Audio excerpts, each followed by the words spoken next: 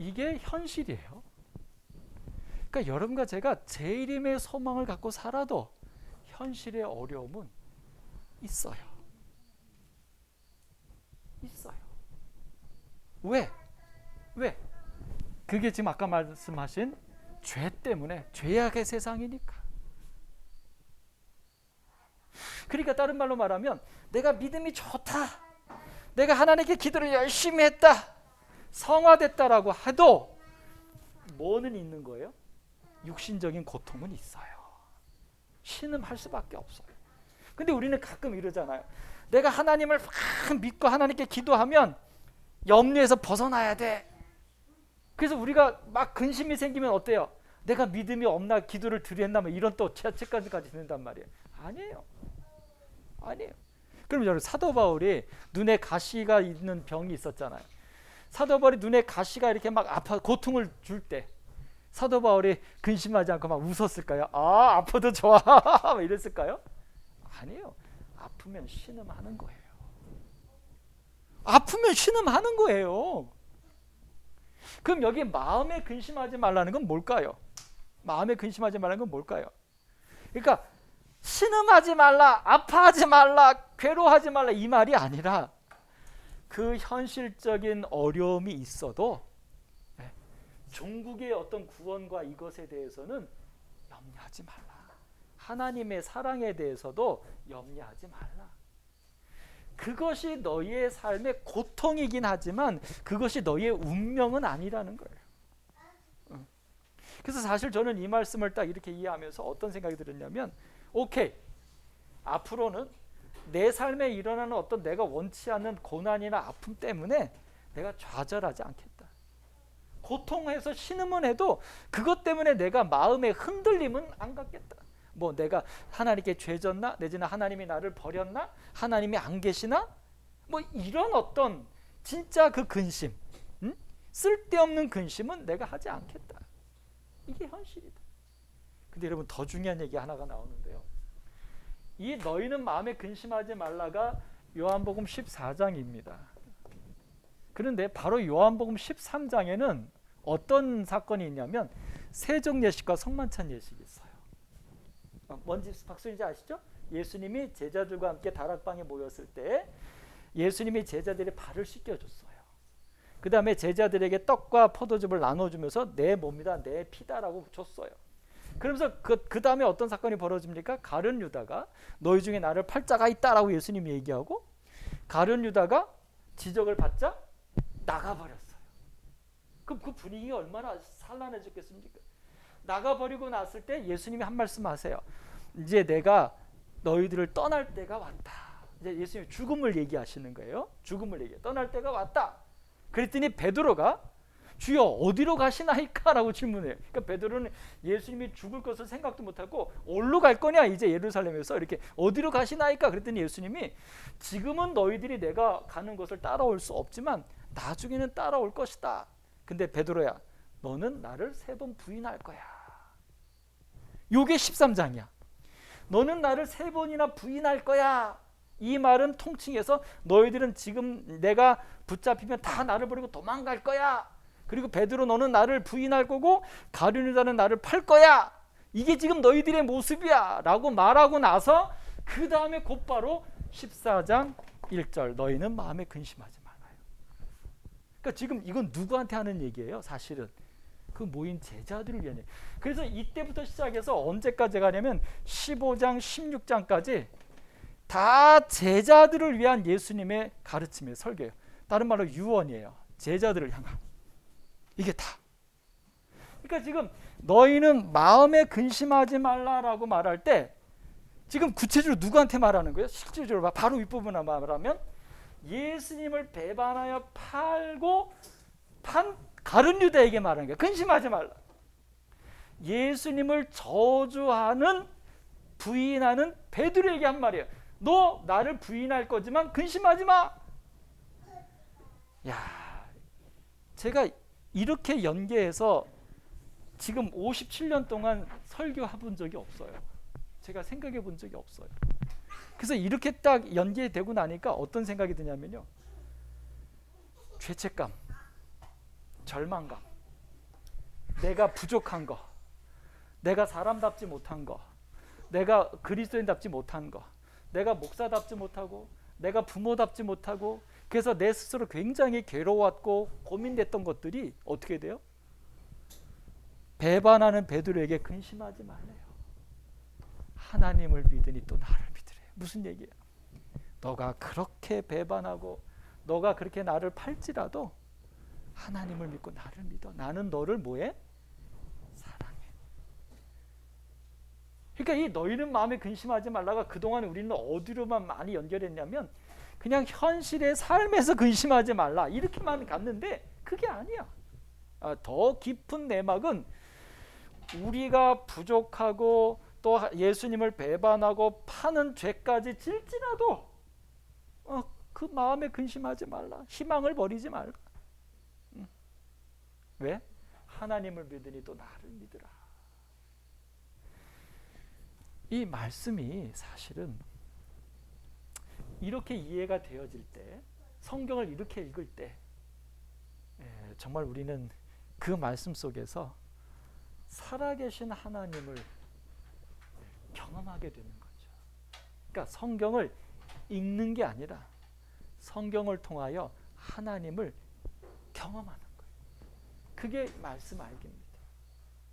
그래서 여러분들의 어떤 말씀 생활이 통독의 개념이 아니라 말씀을 통하여 예수님을 경험하는 그런 말씀 생활들이 이제 우리에게 있으면 참 좋겠다 하는 생각입니다.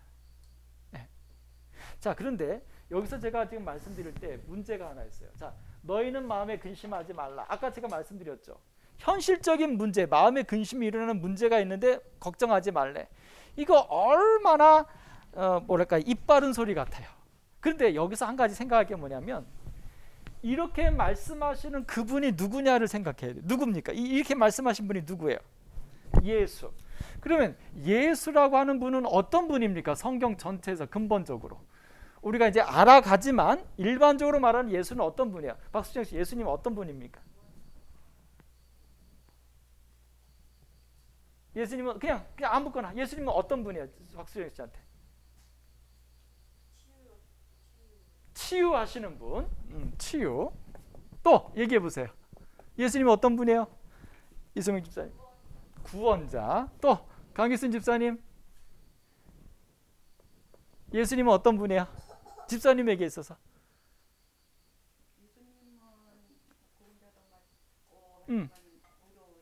의로우신 분. 의로우신 분. 집사님. 나를 위해서 모든 걸 하시는 분. 최유미 사모님. 제일 좋은 친구. 자, 이렇게 생각하고 이 말씀을 보는 거하고 너희는 마음에 근심하지 말라. 이 말씀을 하신 예수님이 이런 분이라고 하는 것을 알고 이걸 읽을 때와 이제 이 말을 예수님이 한 게 아니야. 제가 바꿀게요. 야, 뭐하러 걱정해? 걱정하지 마. 자, 요 얘기를 일반적으로 우리가 하잖아요. 요 말을 내가 정말 신뢰하고 사랑하는 사람이 할 때와 사실 이거잖아요. 나 그 사람 때문에 내가 지금 마음이 심란한데 와서 뭐라 그래요? 왜 이렇게 화내지 마 이럴 때 기분이 어때요? 응? 내가 지금 그 사람 때문에 화났는데 이 사람이 그것도 모르고 가서 야, 왜 화내? 그냥 너만 손해야, 화내지 마 이럴 때 그 얘기 들으면 어때요? 더 끌지. 응? 지금 그 얘기예요. 성경 말씀을 읽을 때 기본적으로 이 성경이 누가 쓴 책인 거예요? 하나님. 그러면 이 성경의 전체에서 하나님이 쓰셨다는 생각을 가지고 하나님이 누군지를 알고 그분의 품성에 맞추어서 성경을 이해해야 돼. 근데 그 하나님을 빼놓고 하나님을 잘 몰라. 그리고 내 생각대로 성경을 읽다 보면 어떻게 해요? 엉뚱한 하나님이 나오는 거예요. 잘못된 하나님이. 그래서 성경을 볼 때는 항상 어떻게 해요? 하나님과 예수님이 누군지 내가 아는 게 아니라 성경에서 말하는 하나님과 예수님의 품성과 그분들의 목적, 그분들의 상황으로 성경을 보셔야 해요. 그러니까 너희는 마음에 근심하지 말라, 이 말을 지금 예수님이 하는데, 예수님이 지금 어떤 상황에 한 거예요? 제자들의 발을 씻겨. 그리고 제자들에게 자기의 살과 피를 막 나눠줘. 그리고 그 제자들을 위해서 죽으실 거야. 이런 분이 말하는 거야. 너희는 마음에 근심하지 말라. 근데 지금 제자들은 어떤 제자들이에요? 그 예수, 자기의 발을 씻겨준 그 예수를 배반할 거야. 자기를 위해서 모든 것을 주신 그 예수를 팔아버리는 놈들이야. 근데 그러는 사람들에게 예수님이 뭐라고 말하는 거야? 너희는 마음에 근심하지 마. 이 말이에요. 야, 너가 나를 욕하고 부인할 건데 그래도 걱정하지 마. 나를 믿어? 이게 무슨 얘기예요? 너 나쁜 짓 하지 마. 훈계도 아니고 꾸지람도 아니고 무슨 얘기예요? 그것처럼 감동적인 사랑이 어디 있어요? 그것처럼. 그래서 이 말씀을 읽을 때, 성경을 대할 때 우리가 그 말씀을 하신 분의 품성과 그분의 바램을 얼만큼 이해하고 보느냐에 따라서 달라지는 거예요. 자, 그러면 오늘은 우리가 한번 샘플로 한번 갑니다.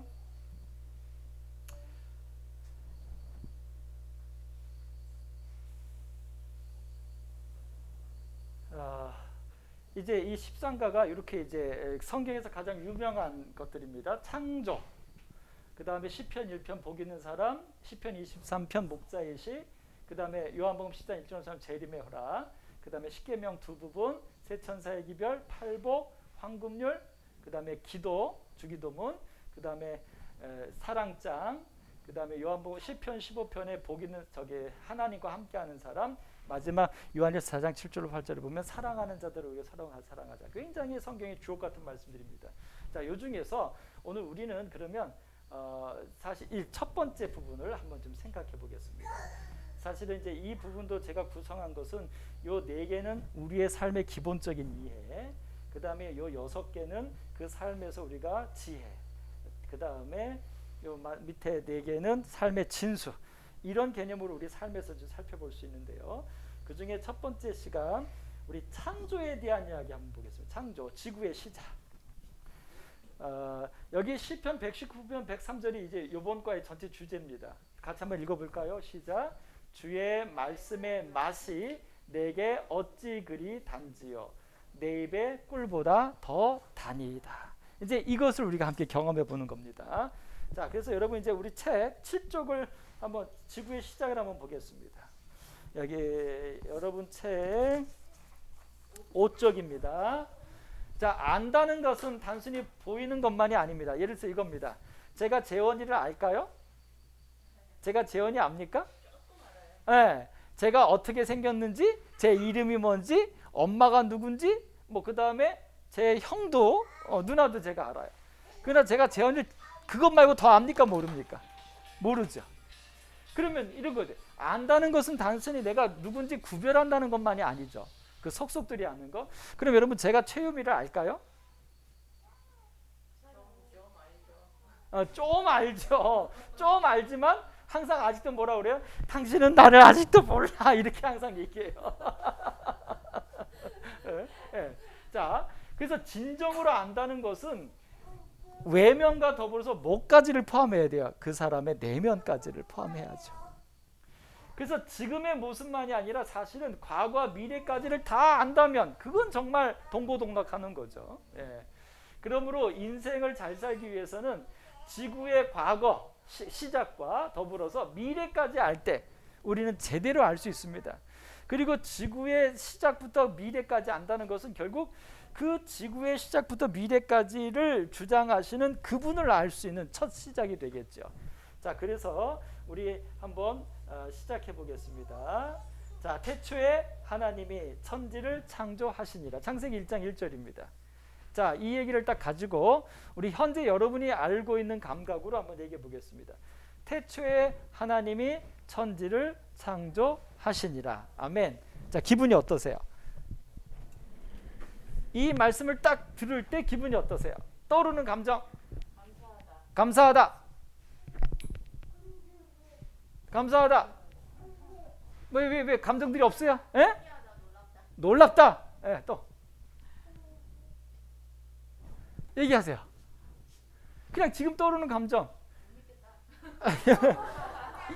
이게 뭔 소리야? 맞아요. 그렇게 떠올라야 돼요. 그러니까 이게 돼야 돼요. 예. 박수정 씨는 어때요? 딱 떠오르니까 당돌하다? 당돌하다? 아니 어때요? 원망스럽다. 오케이. 콜. 강기수 집사님 어때요? 못 들었어요. 이거. 태초에 하나님이 천지를 창조하시니라 이 말을 딱 들으면 어떠세요? 하나님이 천지를 창조하셨다 소리는 언제 들어도 응. 굿. 좋습니다. 자, 신비롭다, 감동적이다, 감사하다, 그 다음에 원망스럽다.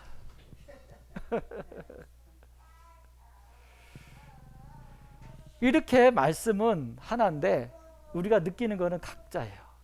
근데 중요한 건 뭐예요? 자, 봅시다. 죄송합니다. 내가 느끼는 느낌은 각자 다르죠. 왜 다를까요? 똑같은 어떤 자연이나 뭐 구름을 보고도 사람마다 느낌이 다르거든요. 또 같은 사람이라도 어떤 때마다 또 달라. 그죠? 왜 그럴까요? 그러니까 결국은 뭐 때문에 문제예요? 환경. 어떤 환경? 그렇지. 응. 요쪽 편 것만 해주면 돼요? 몇 대나? 3개 다? 그런 걸 미리 좀 얘기 좀 해달라고 제가 분명히 부탁드렸는데 본부장한테.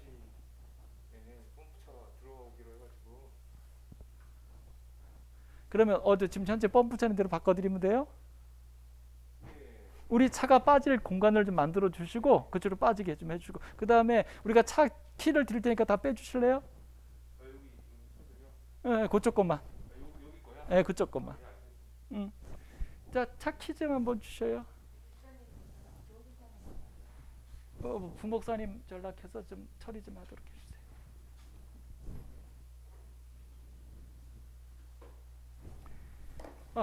가장 중요한 게 사실은 그것을 보는 환경, 다시 말해서 내 마음이에요. 내가 어떤 상황이냐에 따라서. 근데 이제 가장 큰 문제는 뭐냐면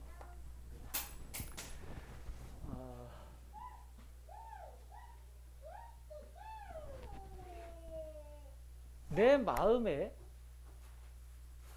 그 환경을 이제 이렇게 바꿔보는 거죠. 어떻게 바꾸냐면 아까 말씀드린 대로 이 말씀을 하신 그분으로 바꿔보는 거예요.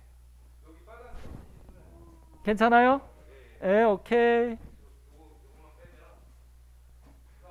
네.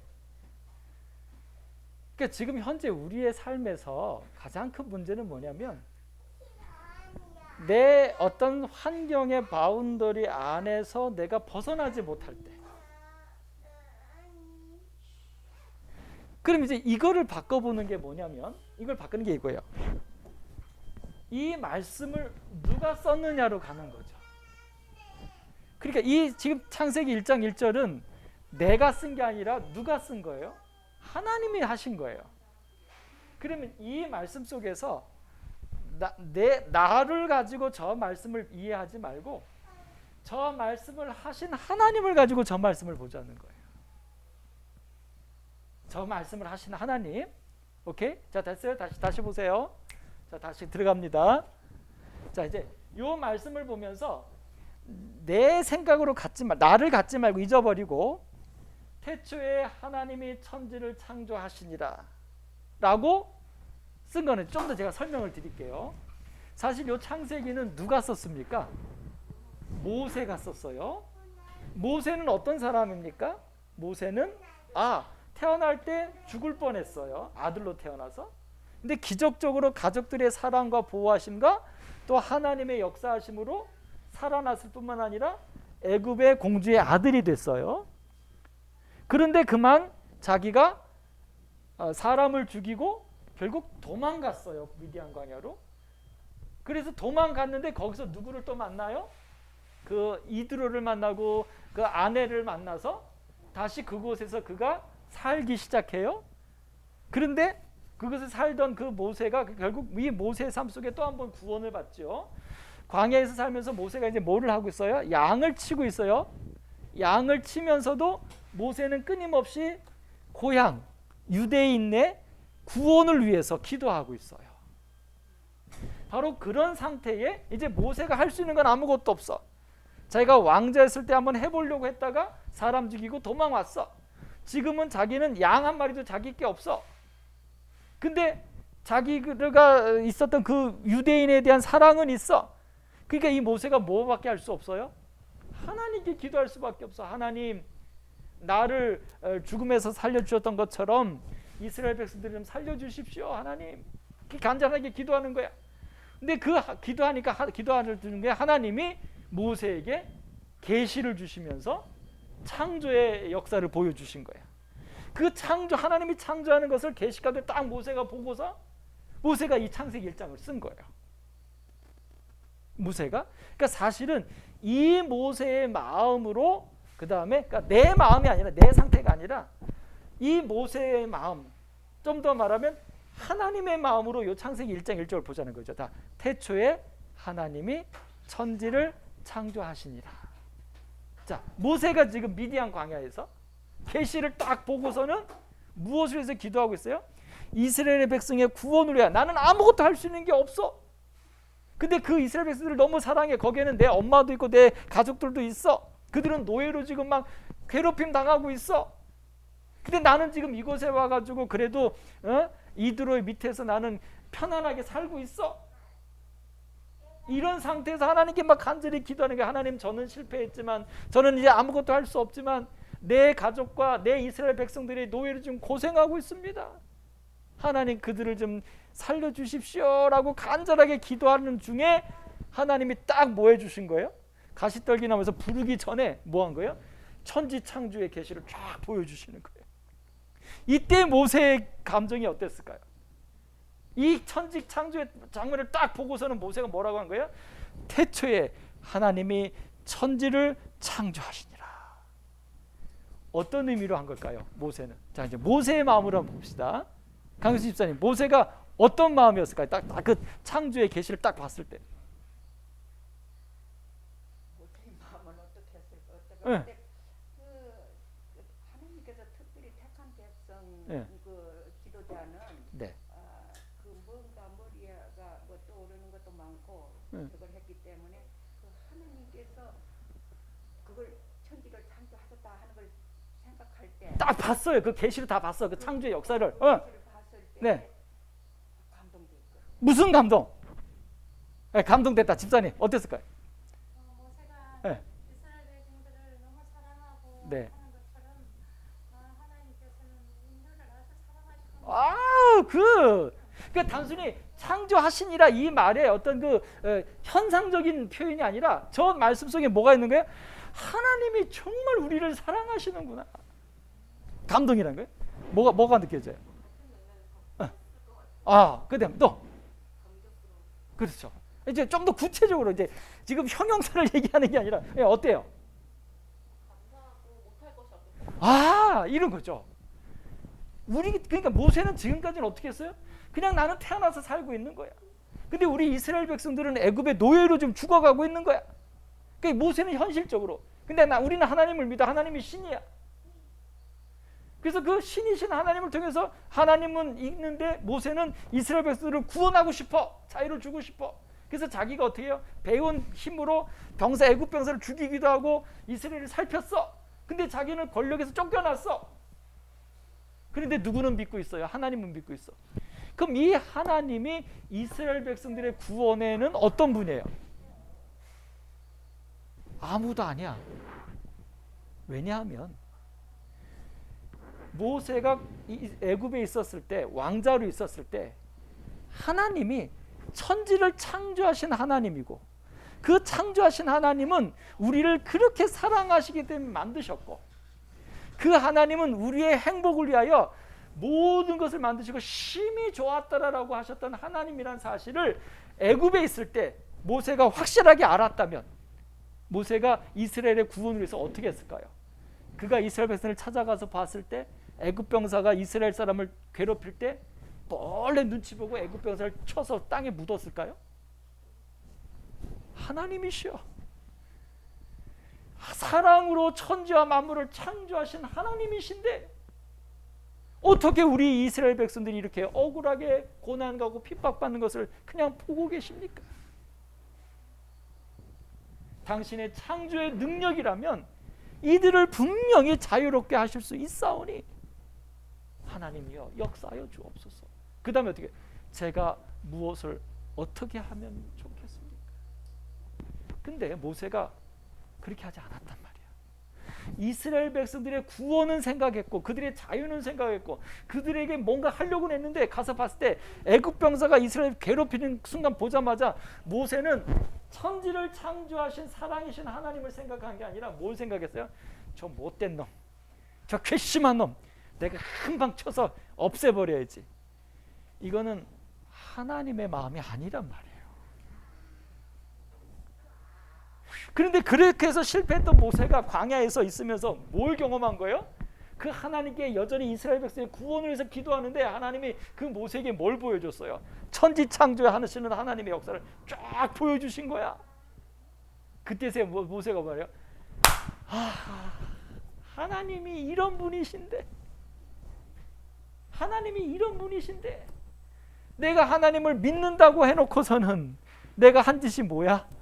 하나님 없는 짓을 한 거예요. 그러니까 이 모세는요 창세기 1장 1절에 이 천지 창조의 계시를 딱 보면서 말씀하시도록 감격스럽고 감동스럽고 희망이 있는 거예요. 그래서 어떻게 해요? 군더더기 없어요. 어떻게 해요? 태초에 하나님이 천지를 창조하시니라. 이 속에는 뭐가 들어간 거예요? 하나님이 누구신지. 그 다음에 또 뭐도 들어가요? 하나님이 우리에게 어떻게 하실 수 있는 분인지. 그 모든 모세의 하나님께 대한 깨달음, 믿음이 다 들어가 있는 말이라는 거예요. 아멘. 근데 우리는 그동안에 이 태초에 하나님이 천지를 창조하신 읽었을 때 아까 뭐라 그랬죠? 모르겠다? 왜요? 이게 지금요 모르겠다. 근데 젊은이들은 이걸 딱 보면 뭐라는 줄 알아요? 야 허세다, 뻥이다, 말도 안 돼, 이렇게 말한다니까요. 그렇게 말하는 이유는 뭐예요? 이렇게 말씀하신 분이 누군지를 모르니까 그냥 자기 생각. 야 과학적으로 신이 있어? 증명해봐. 이렇게 나온다는 거죠. 그래서 그 다음에 우리적으로는 죄송합니다. 아까 박수정 씨가 괜찮죠? 얘기해도 아까 보면서 원망스럽다 그랬죠. 왜 원망스러운 거예요? 태어나서 사는 게 힘이 들면 하나님이 만들었으니까 내가 살아야 되잖아. 이게 감사하지 않은 거예요. 결국 뭐예요? 지금 현재 우리는 다 누구 중심으로 성경을 보고 있는 거예요? 나 중심으로. 그러니까 성경을 보면서도 하나님을 우리가 더 알고 감동이 안 돼. 그리고 어떨 때 내가 좋을 때 나쁠 때 아니면 어떨 때마다 성경 보는데 그 성경이 그때마다 달라져. 내게 느낌이. 그렇죠. 환경에 따라서. 그래서 여러분 우리가 성경을 읽으실 때 기도하시. 그래서 우리에게 말해요. 성경은 하나님의 감동으로 기록됐다라고 말을 하고 성경을 읽을 때는 꼭 뭐 하고 읽으라고 해요? 기도하고. 그래서 내 생각이 아니라 내 상황이 아니라 하나님의 입장과 하나님의 사랑으로 성경을 볼 수 있도록 기도하고 읽으라고 해요. 기도하고. 그래서 여러분 만약에 마음이 심란하고 정말 힘들어서 성경을 딱 들으면 많이 읽으려고 하지 마시고요. 성경을 붙잡고 기도하세요. 하나님, 오늘 이 시간 제게 꼭 필요한 하나님을 보여주십시오. 그러면 한 절만 속에서도 단어 하나 속에서도 우리는 그 하나님을 경험하면서 우리의 모든 문제들이 해결될 수 있는 그 힘을, 그 어떤 것을 경험하게 될 겁니다. 자, 이제 우리 본론으로 넘어가서 여러분 책자 한번 보세요. 7쪽입니다. 자, 내용이 좀 길어요. 우리 한번 시작해 볼게요. 구체적으로 제가 읽습니다. 1절. 태초에 하나님께, 이거 이제 쉬운 성경으로 해놨습니다. 태초에 하나님께서 하늘과 땅을 창조하셨습니다. 그런데 그 땅은 지금처럼 짜임새 있는 모습이 아니었고 생물 하나 없이 텅 비어 있었습니다. 어둠이 깊은 바다를 덮고 있었고 하나님의 영은 물 위에서 움직이고 계셨습니다. 자, 여기까지. 자, 여기 1절 2절 읽었어요. 1절 2절 읽은 것 속에서 자, 이제 찾읍시다. 어떤 하나님이 보이십니까? 어떤 단어나 어떤 표현을 가지고 한번 찾아보세요. 어떤 하나님을 우리가 알 수 있을까요? 자, 어떤 하나님? 아무런 다 각자 다릅니다. 얘기해 보세요. 응. 아, 어둠 속이지만 움직이고 계신 하나님, 활동하고 계신 하나님, 일하시는 하나님. 네. 생각을 깊이 그냥 덤덤그냥 계획하시고 시간을 두고 계획하신 다음에 진행하시는 하나님. 와, 좋습니다. 또요. 우리 박수정 씨, 어떤 하나님 보이세요? 전능? 어느 부분에서 전능이 나와요? 아, 물에서 움직이시는 하나님, 전능하신 하나님. 예, 우리 최유미 씨는요?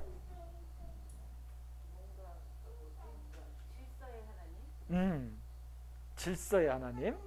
그래요. 자, 그러면 여기서 우리는 이렇게 볼 수 있습니다. 자, 지금 여러분이 찾은 것만 갖고 이제 우리 생활로 한번 가봅시다. 가끔 우리가 어떤 어려움이 있을 때 하나님을 믿고 있으면서도 우리가 어떤 생각을 할 때가 있습니까? 하나님이 정말 계신가? 아니면 왜 하나님은 이런 때 가만히 계시지? 그죠? 우리가 또 기도하는 것들이 이루어지면 하나님 지금 뭐 하시는 거야? 그렇죠. 근데 지금 여기 창세기 1장 1절과 2절만 읽어보니까 지금 뭐라고 말했어요? 기다리시는, 인내하시는, 계획하시는. 자, 그러면 어떤 하나님이에요?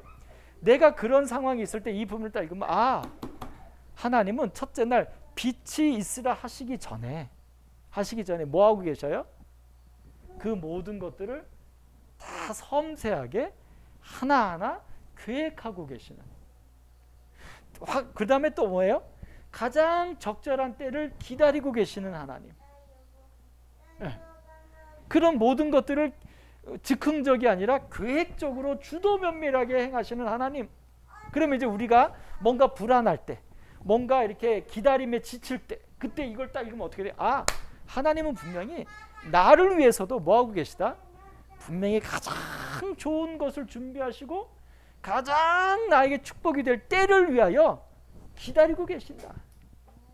근데 그게 사실은요, 지어낸 게 아니라 성경 전체로 보면 그게 하나님이잖아요. 예를 들어서 때가 참에 그리스도께서 하나님의 아들 이 땅에 오셨어요. 아무 때나 오는 게 아니야.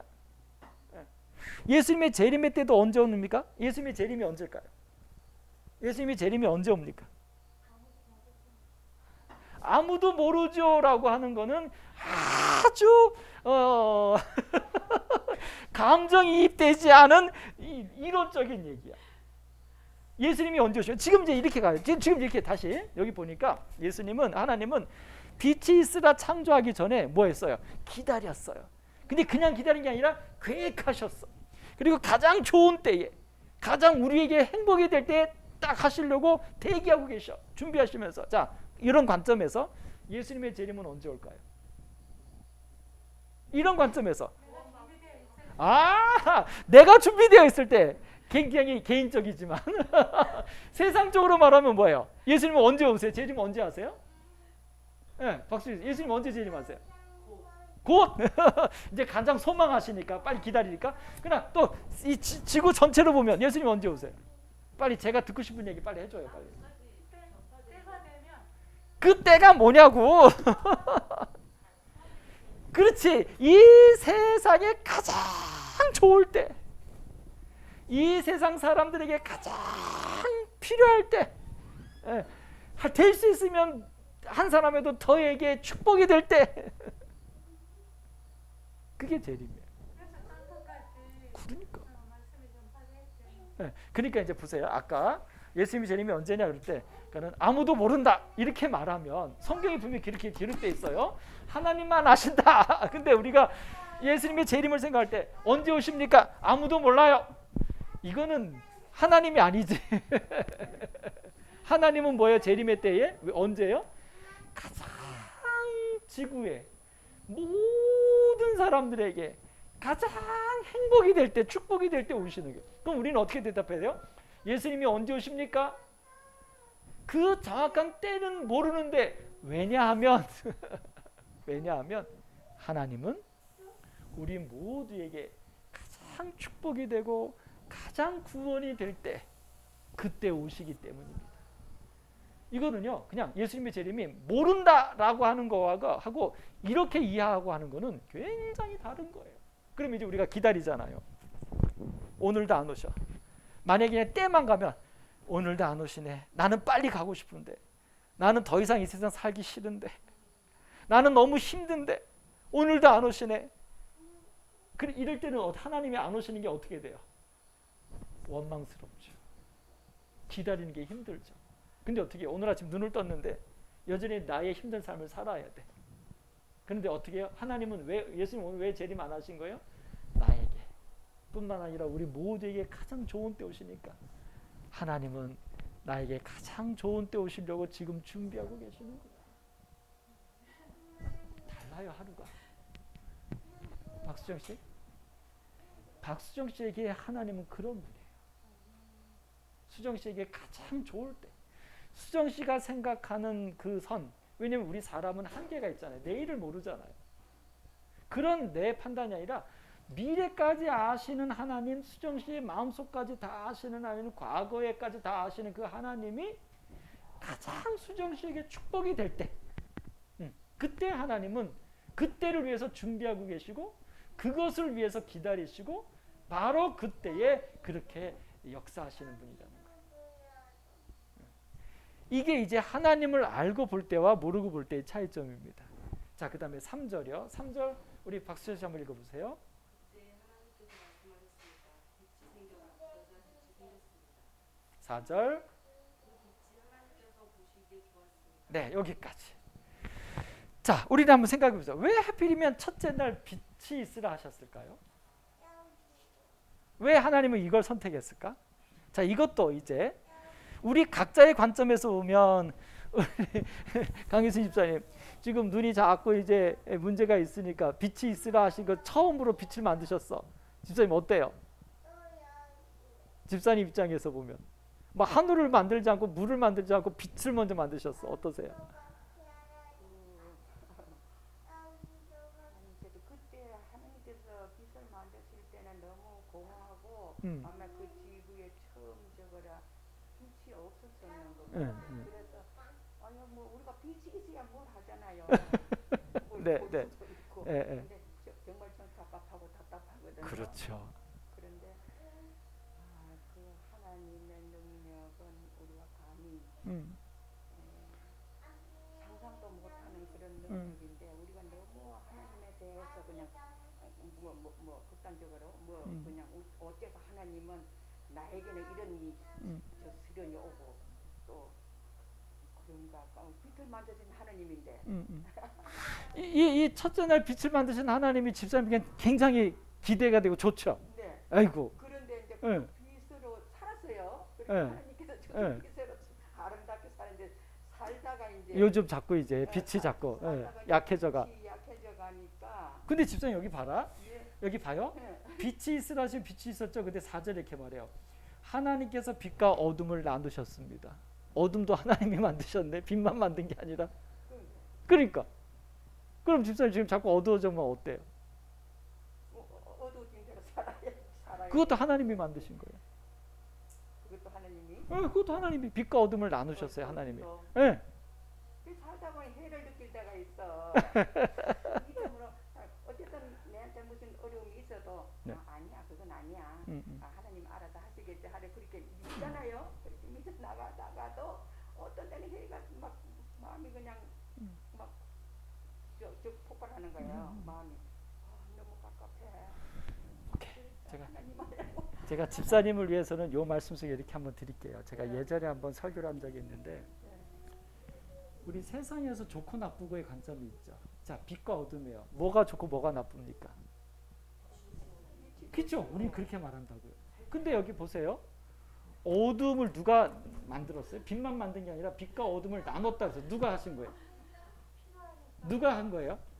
하나님이. 예. 어둠도 빛도 우리에게 필요하니까 하나님께서 그 또 그다음에 이제 빛이 있으라 하셨을 때는 어둠을 하나님 해주실 때 우리가 가지는 것은 그 이상의 그 기대감, 기대감으로 말미암아 그 다음에 하나님께서 뭘 하실까 하는 기대감. 굿. 자, 여기서 일단 하나 먼저 갑시다. 절대로 우리의 가치관이 세상적이 되면 우리는 혼란스럽습니다. 무슨 얘기냐면 어둠 그러면 나쁘다 생각하거든요. 이거는 성경적이 아니에요. 자, 보세요. 첫째 날 빛이 있으라 하시면 빛이 생겼다. 그 빛이 하나님께서 보시기에 좋았다. 하나님께서 빛과 어둠을 나누셨다. 어둠이 나쁜 거라면 하나님은 어둠을 존재하게 하지 말아야지. 근데 빛을 만들었고 어둠도 하나님이 있게 했어요. 그러니까 절대로 우리 생각이 소위 이런 말이죠. 흑백 논리 얘기잖아요. 절대로 우리가 그런 어떤 세상적인 사고에 들어가면 우리의 신앙이 굉장히 어려워집니다. 어둠도 하나님이 만드셨어요. 이해하십시오. 어둠도 하나님이 만드셨어요. 그럼 어둠이 나쁜 거냐 이거예요. 아니요. 우리 집사님 아까 슬쩍 말했어요. 여러분 밤에 주무실 때 막 밝게 불 켜놓고 주무시면 깊이 숙면됩니까? 뭐 그런 사람들도 있지만 근데 사실은 우리 어디예요? 저 산골 전기도 안 들어가고 뭐 차도 안 다니는데 산골에서 정말 딱 불을 끄면 깜깜한 그런 데서 한번 자보셨던 기억이 있어요. 옛날에 대부분. 요즘은 막 저도 어느 날 집에 보니까요. 딱 자려고 불을 다 껐는데 불빛이 여기저기 있는 거야. 저 밖에 가로등 있지. 그 시계 저기 전자시계 디지털 시계 거기 불빛 있지. 그다음에 모기향 불 있지. 뭐 와 보니까요 불이 막 여기저기 있어. 이야 이거 참 이 속에서 자니 숙면하겠나. 깜깜한 데서 자는 거하고. 그러니까 여러분 보세요. 그 어둠은 아까 말했죠. 우리에게 깊은 잠을 자게 해요. 쉬게 해요. 그러니까 만약에 어둠이 없다. 우리는 모르지만 한번 가봅시다. 저기 그린란드는 어디 가면 그 백야 밤에도 그냥 환한 거기 있는 사람들은 약간 정신적으로 문제가 있다 그러더라고요. 그 겨울 동안에는 밤과 낮이 깜깜하지 않으니까 그래서 그 사람들 어떻게 안막을 치고 자더라고요. 그 집들은. 네, 왜요? 보세요. 우리의 삶에 어둠이 없으면 어떻게 살겠어? 그 다음에 이제 육체도 이제 요즘 제가 읽는 책 중에 그 챕터가 있어서 좀 필이 와서 하는데 나이가 먹으면 늙잖아요. 늙으면 문제가 되는 게 뭡니까? 몸이 예전 같지 않잖아요. 그럼 이게 나쁜 거냐 이거야. 이게 무조건 노쇠가 나쁜 것만이냐? 아니라 이거. 만약에 나이 들어서 체력이 떨어졌는데 몸이 예전처럼 막 움직이면 어떻게 될까요? 그럼 못 견디고 죽어요. 그렇죠. 그러니까 내 몸이 노쇠가 돼서 그때처럼 빨리빨리 못 움직이고 힘이 떨어지는 것은 나의 어떤 상태를 유지할 수 있는 어떤 축복이 또 되는 거예요. 우리 어린아이처럼 재현이처럼 애들은 한시 반씩 가만히 안 있잖아요. 막 돌아다니고 그냥 갈 때도 걷는 게 아니라 콩콩콩 뛰어다니고. 만약에 지금 강희수 집사님이 콩콩콩 뛰어다닌다고 생각해봐. 그럼 그 관절이면 이거 다 어떻게 견뎌낼 거야. 안 돼요. 응. 그렇지. 나이 들어보니까 네. 나도 젊어서 예. 할머니들이 막 허리 굽고 걸음 못 한다고 예, 하니까 예, 나는 예. 젊었잖아요. 네, 네. 나는 이거 지금 그렇죠. 제 생각에는 예. 나는 나이 많으면 그거 저러지 않는다. 상관없게 예, 예. 했는데 이제 나이 들어보니까 예. 모든 게 실감이 나고 그렇죠. 이 나이 드니까 이게 찾아오구나. 그렇죠. 내 슬로우. 천천히 맞아요. 내 마음으로는 아주 뭐 당당한데 요 몸들이 다 네. 말 안 듣고. 그 말을 안 듣는 게 죄의 삭실 수도 있지만 만약에 말을 잘 들으면 우리 재현이처럼 지금도 집사님 이현세인데 재원이처럼 잘 들으면 막 뛰어다녀야 되고 이러면 그 관절이 견뎌내겠냐고. 이게 나이 맞게 사는 게 그렇지. 답이다. 그게 다 축복이라니까. 그러니까 자, 여기서 하나님이 빛을 만드셨는데 그것만 아니라 빛과 어둠을 나눴다라고 성경의 단순한 이야기. 그럼 우리 이렇게 하죠. 아 그래 그래서 낮과 밤이 있구나. 끝. 이거는 말씀 속에서 하나님을 발견한 게 아니에요. 분명히 하나님은 빛만 만든 게 아니라 어둠을 또 나누어 주었어. 나눴다는 얘기는 공존하는 게 아니라 각각 있는 거예요. 그러니까 우리가 어떻게 돼요? 아 어둠이 있을 때 우리 쉬잖아요. 편안하잖아요. 그러니까 그래서 우리의 생각 속에서 어떻게 이제 바뀌냐면 아 이런 하나님이야. 하나님은 나에게 어둠도 빛도 나를 위해서 창조하신 분이야. 그러면 어떻게 해요? 내 삶에 잘 될 때, 이 세상적으로 안 될 때, 내가 원하는 대로 될 때, 원하는 대로 되지 않을 때, 우리는 원하는 대로 되지 않거나 잘 안 될 때 우리는 한도 끝도 없이 하나님도 없고 인생도 없어지잖아요. 그럴 필요 없는 거예요. 왜요? 내가 안 될 때도 하나님이 나를 위하시는 거예요. 나한테 무언가 필요한 게 있어서 역사하고 계시는 거예요. 그러니까 이것이 바로 뭐냐면 말씀을 통하여 하나님을 알게 될 때 그 하나님 안에 내가 전적으로 하나님과 함께 사는 거예요. 근데 이런 하나님을 모르면 우리는 어떻게 돼요? 진화론의 관점에서는요. 도태되면 죽음이에요. 끝이에요. 내가 원하는 걸 이루지 못하면 나는 루저가 되는 거예요. 버려지는 거예요. 그러나 성경은 절대로 그렇지 않아요. 어두움마저도 하나님이 나에게 축복이 되게 주신 거예요. 그러니까 사실 이렇게 돼요. 이런 신앙을 가지면 어떻게 돼요? 내가 사는데 뭔가 마음대로 안 됐어. 그 안 될 때 인생이 끝나는 게 아니야. 내 삶이 종치는 게 아니야. 그 안 될 때 뭐예요? 지금은 하나님이 잠깐 쉬라고 하는 거예요. 빛을 위해서. 그래서 이 어두움마저도 우리는 기쁨으로 받아들일 수 있는 거예요. 이 하나님을 알게 되면. 하나님이 빛과 어둠을 나눠주셨어요.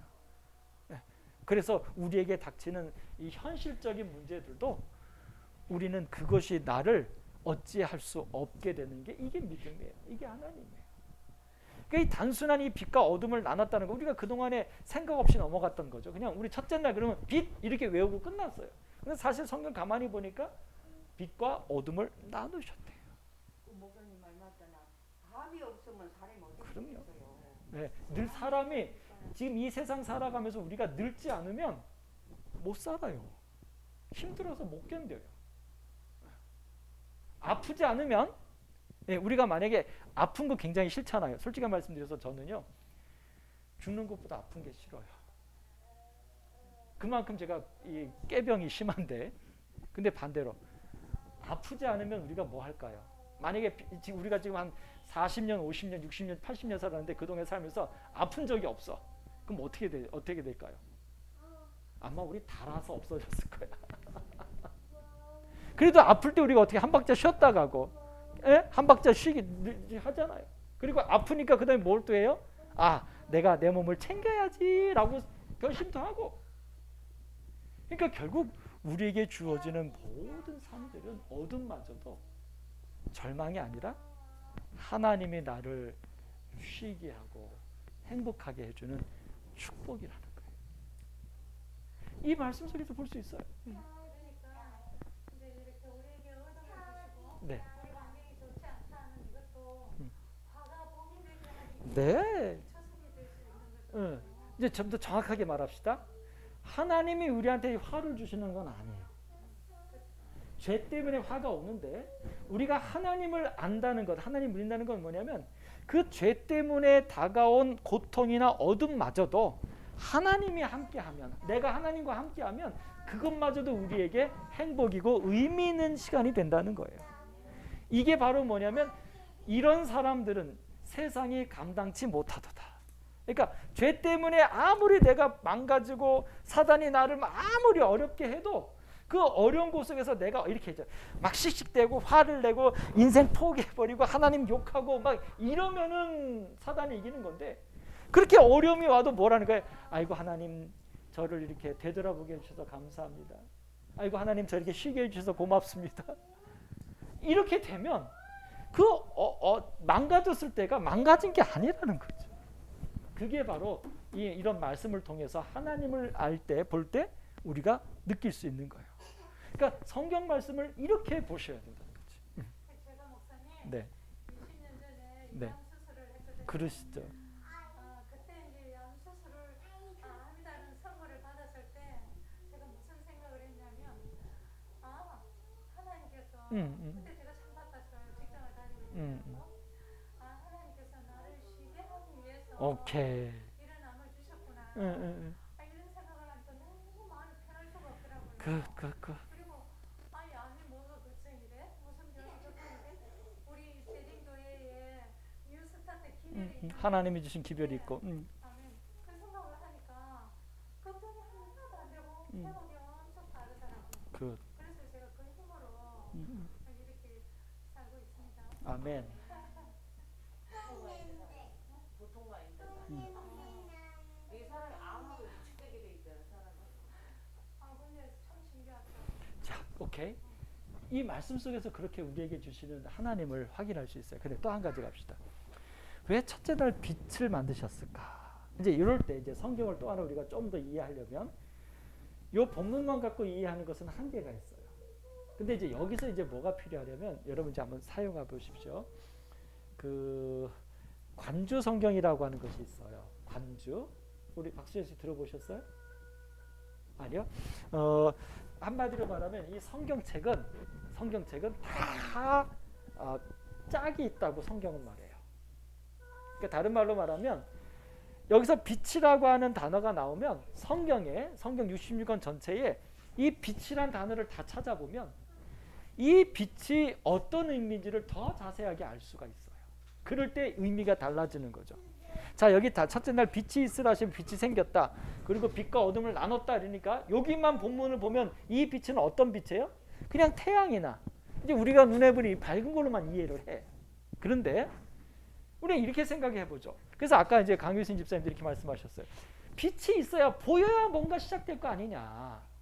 자, 그렇죠. 근데 이걸 조금 더 깊이 들어가 보면 성경에서 이제 빛이란 여러분 이건 어떻게 하면 되냐면 여러분 핸드폰이든 어디에 보면 성경 여러 프로그램들이 있어요. 거기 찾는 것이 있어.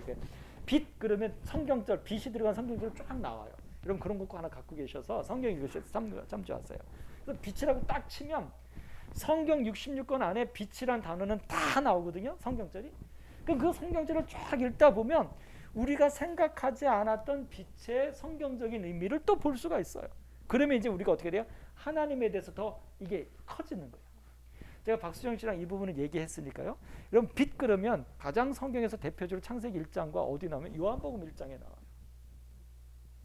요한복음 1장에서 빛을 딱 보면 왜 하나님이 빛을 만드셨는가 이해가 되고 그 빛이 단순히 우리가 지금 생각하는 태양빛이 아니에요. 왜요? 태양은 넷째 날 또 만들었잖아.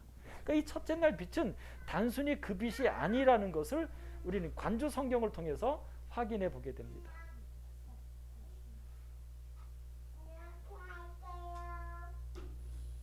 이제 여기 이제 이거 성경 프로그램 여기서 뭐 빛 이렇게 치면 성경 안에 이거 여러분 핸드폰에서 이런 프로그램이 거의 많이 우리 제일인마을에 들어가도 그 제일인마을에 성경 있어요. 성경에서 나옵니다. 이러면 여기 236개 빛이라는 단어가 성경에 236개의 성경 구절이 나와요.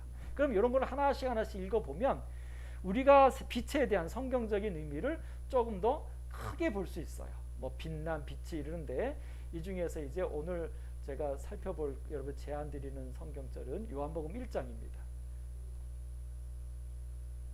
자, 여기 보면 태초에 말씀이 계시네요. 태초라는 단어도 창세기 1장랑 똑같죠. 근데 여기 그 안에 생명이 있었으니 예수님을 얘기하는데 그 안에 생명이 있으니 이 생명은 사람들의 뭐라? 빛이라.